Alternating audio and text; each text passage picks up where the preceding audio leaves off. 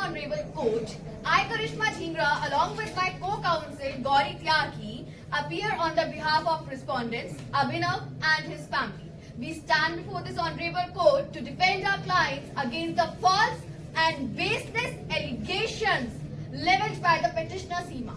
Your memorial has not reached us. Please pass the memorial.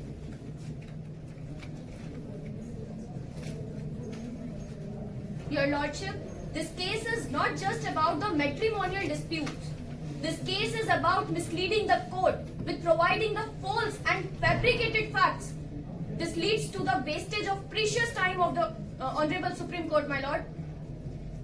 My Lordship, in India, divorce required a very strong ground, and so Seema fabricated cruelty.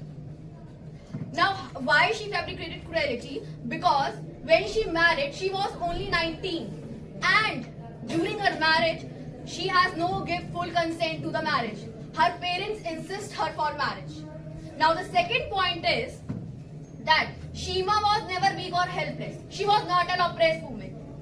When one can abandon her matrimonial home, abort her child without his husband consent or family consent, and breaking the Mangal Sutra in a rage, in a utter rage. When she can break her Mangal Sutra in a utter rage, she can't file a FIR on the spot.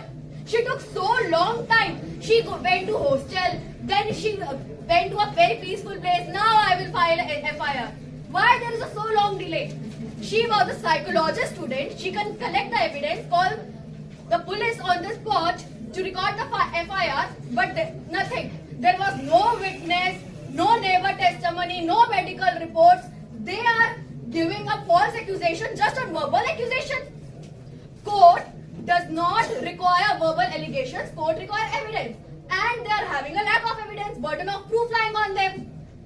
Your Lordship, in the case Savitra Pandey versus Prem Chandra Pandey, the Honorable Apex Court have provided a legal stand that mere allegations without any proof are insufficient to prove the guilt of the accused. Moreover, the Honorable Apex Court has identified that to provide an evidence when a person is alleging a cruelty upon someone, there is a necessity to produce the proof and evidence to support the guilt. But sir, in our present case, no such evidence and proof was presented by the counsel of the petitioner. Because it was a well played, a game of chess. She played a victim card, a woman card so called, and she is having a lack of evidence. It was just an afterthought, not a plea of justice. Why it's an afterthought? She went to hotel, then she FIR. Her parents also told her, Seema's parents also told her to reconcile with Abhinav and his family, but she didn't. To make this matter even more worse, she abandoned her matrimonial home, she aborted the child to break the Mangal Sutra in utter rage. Even Abhinav also told her, please to reconcile in the marriage. If Seema was wrong, her parents can complain on behalf of Seema. But they didn't. Because they also know what's the matter of the fact. And also, there was no evidence lying in the trial court and the high court. As my learned friend says, her mother-in-law says, shut up. Shut up is not amount to cruelty. A family can have some sort of disagreements also. Your Lordship, the learned counsel of petitioner may take an argument that the petitioner has filed an FIR. But Your Lordship, mere filing an FIR does not provide a proof of cruelty. There must be some evidences to support the proof of cruelty. But Your Lordship, the counsel of petitioner has failed to fulfill the requirement of burden of proof. Moreover, Your Lordship, the counsel of petitioner has alleged that the respondent has been continuously putting restriction on her education and personal growth. The counsel of respondent, Your Lordship, would like to draw the attention towards some facts in the case. Firstly, there was a prior agreement before the marriage that the petitioner will continue the education, and there the counsel of respondent submits that the respondent and the family has agreed to continue the education after the marriage. This shows the proactive approach of the respondent and the family towards the personal growth and educational qualification of the petitioner, my lord. And secondly, the petitioner has alleged that there was the cruelty against petitioner, and therefore the petitioner has also given the allegations Moreover, the Honorable Trial Court and Honorable High Court has acquitted the respondent and the family, as there were no evidence to support the allegations. This proves that there was a grave mental cruelty and harassment towards the respondent, my lord. And the counsel of petitioner has also alleged, my lord, that there was the household chorus, due to which she was not able to attend the college and she was expelled. Your lordship, the counsel of respondent humbly submits that in India, in a joint family, marriage is celebrated like a festival, and when you are the only daughter-in-law in the house, then you have you attain the responsibilities and duties of Indian household of a joint family automatically. This is not the restriction that are enforced upon the petitioner, my lord. These are just the customary practice, and the Honorable Apex Court has also emphasized that isolated incidents or customary practice does not amount to cruelty. The Honorable Apex Court have identified this legal stand in Suman Singh versus Sanjay Singh 2017, my lord. Moreover, my lord, to commit the cruelty, there must be a malicious intent. There must be a series of action to prove the guilt. But your lordship, in the present case, there were no such act from the side of the respondent. The constant act of mutually talking and taking support of the petitioner in front of the family members.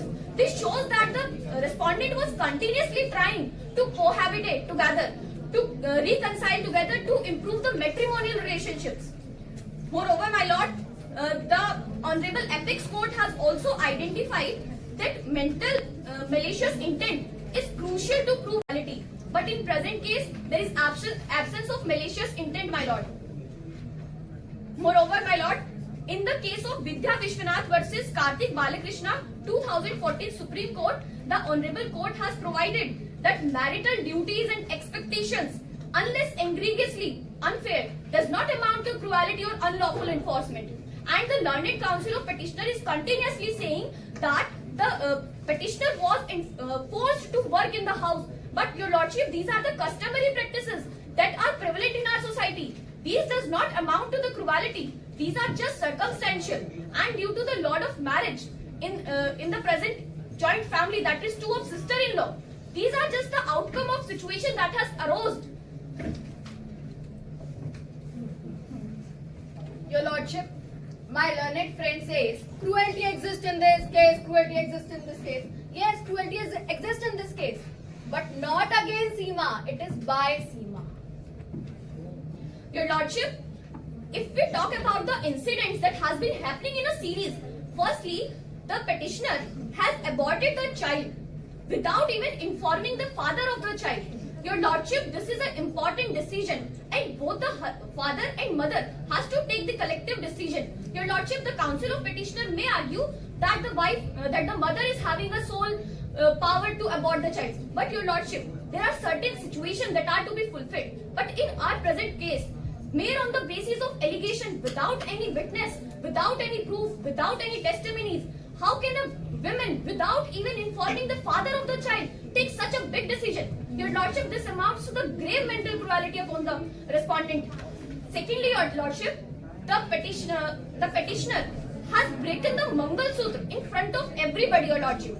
Mangal Sutra in the Hindu marriage, it is considered as a sacred thing, is a sacred sign of a marriage, and it shows the sacrament that is bind together between them. And if the woman has deliberately broken the Mangal Sutra in front of everybody, this shows, my lord, that the petitioner was no longer willing to continue the marriage, that the petitioner has already withdrawn from the marriage, my lord. And if Seema in-laws and her husband humiliating her, insulting her in public gathering, then why didn't she present any witness in the court? Your lordship, One thing more, there is one more profound doctrine lying in this case.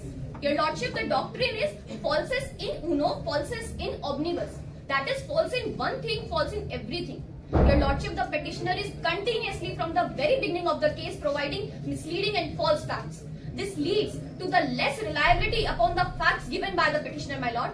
The petitioner is continuously providing misleading statements, and that is leading to weaken the statement. leading to weaken the trust that we could rely upon that accusations. Moreover, my lord, Is the doctrine of possession omnibus applicable in India?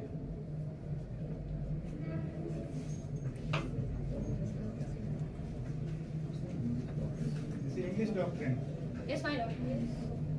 not applicable in India. In India, courts have to separate the rain from the sand. Then, to what extent the evidence is admissible and to what extent not.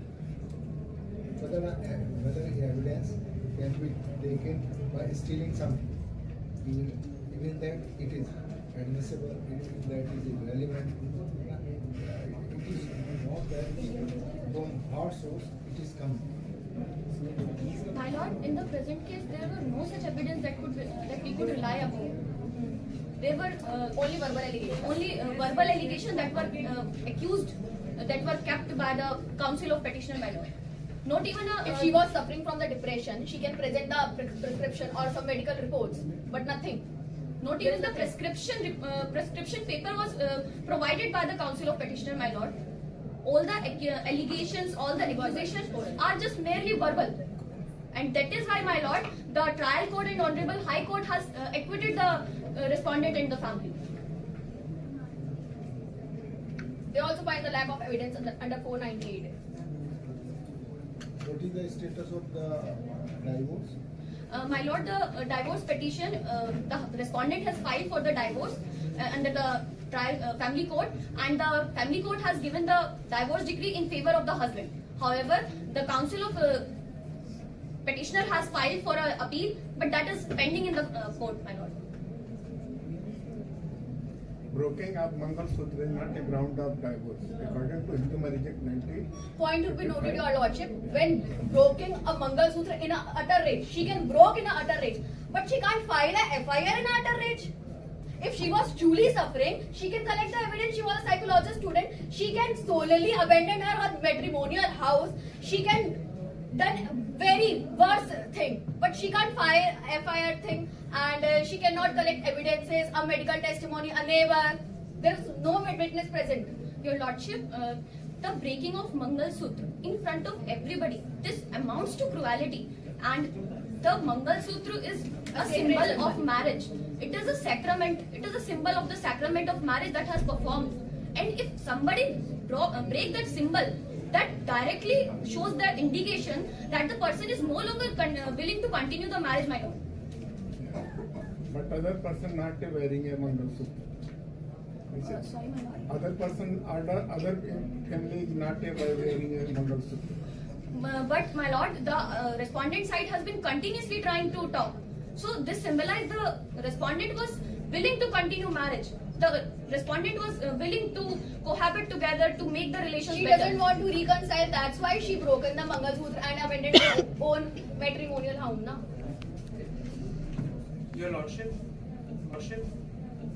as petitioner, we would like to counter the claims which the respondents have made. The first point which they have made that there is no evidence, but in the statements which we have been given from time to time, which I have highlighted also, that first her mother-in-law insulted in front of guests and public. First thing, she even gave the gifted sari to the maid. That's the first point. Secondly, her father-in-law never ate the food and threw it away. Thirdly, he also threw the cup in which the tea was filled and broke the cup. Third point. Fourth point, her mother-in-law ridiculed her in front of guests again, which has been stated in our problems, which have been mentioned in the form. And these are facts, first of all. And yes, we believe that there might have been an option, but she was suffering from depression. For such a person to reach for help is not something as easy as people assume it to be. When you are in early signs of depression, just because you are a psychologist does not mean you have all the knowledge that you can go to police. Because in India, we all know how difficult it is for a woman alone, when even her own family is not supporting her, to reach police station and file an FIR on the spot. Your Lordship, the counsel of petitioner has stated about the statements that are mentioned in the fact. But your lordship, no such statement or no such testimony. If the counsel of petitioner has mentioned that there was a kitty party and she was humiliated among the kitty party ladies, then there is no testimony that has been taken from those ladies. And the council have also provided that the father-in-law has thrown the food prepared by the petitioner, my lord. But there was Tanishka, sister-in-law of the petitioner, who was present there. But sir, no such testimony was taken from that also. So just because the testimony is not written here does not mean that based on the facts it is very well assumed that the testimony would have taken but not written in a mood problem in the You are facts. telling the statements And one more made thing, Seema breaking the Mangal Sutra. But you are not mentioning the fact that how her husband came home drunk, abused her, broke mirror in front of a pregnant woman. Her cortisol's level are already on a rise. So do you think this was justified? Why did the court dismiss your case if you are telling the truth? Wait. Are you suggesting that both trial court and high courts? You just addressed to the court. Yeah, your lordship, petitioner is stating about that there were no witnesses and we can rely upon the mayor's statements. But your lordship, the apex court has clearly made a legal stand in Sunita Jain versus Pawan Jain 2008 Supreme Court that independent witness is crucial to furnish the allegations of cruelty. And one more case, your lordship, the honorable apex court gave a legal stand that mere allegations without proof are insufficient to prove the guilt of the accused, my lord. Your lordships, the maid is a big witness. The friends who were called for kitty party are a witness. The public people among whom she was humiliated are witness. We already have witnesses. But they in did this not. case. But they did not present in both the courts. And That's one the more point. That's the point. Where the So we witness in the don't court? have the. We don't have. That's what I said. That these are the only verbal allegations. And one more thing. And the respondent allegation that why she did not collect the evidence, that's not how things work. There's a procedure given in the CRPC. It's not her duty to collect evidence. Your lordship, if they are talking about the procedure, your lordship, if she has lodged an FIR under section 498 IPC, then your lordship, the investigation must have gone through. There must have given a chances to collect the evidence. And if the FIR was lodged, a procedure was followed, that to my lordship, there were no evidence that was submitted. Even if after all the investigation and after the hearing, firstly in trial court and secondly in high court, if no evidence was presented from the side of the petitioner, my lordship, then how can we rely upon that? Only mere verbal accusation of guilt cannot be proved, your lordship. Lordship, where is it mentioned that there was no evidence present? If there is, I want to know in the... Where is Yes. that mentioned that the witness came in the both the courts? And one more thing, sir. Your lordship, we don't have the permission to read the trial court file or the high court file, so we cannot counter much about how the case went on that side. But we believe that the facts were not put rightly, or the court might have not taken a narrower view of the word cruelty, because that thing is not mentioned. And the point that there is no witness, there is no evidence, that is completely wrong, because in our statement also, it has been multiple times written that in front of people it had happened. So it does not make any sense that no one would be a witness and the police must not have approached anyone. But that people did not present in the court during the proceedings. Where is it written? Where it is written? See, just read the trial court and high court found lack of evidence under 498A. Your Lordship, arguments are on assumptions and not facts. We would not like to answer those. We would not like to answer. Your lordship, It the is only counsel. written that the three accused were not guilty. It is not written that they were not given enough evidences or something like that.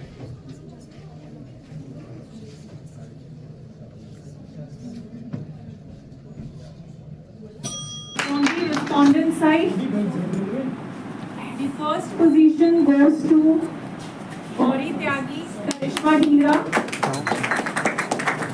and the second position congratulations to all the winners and congratulations to all the participants also. You did a very great job.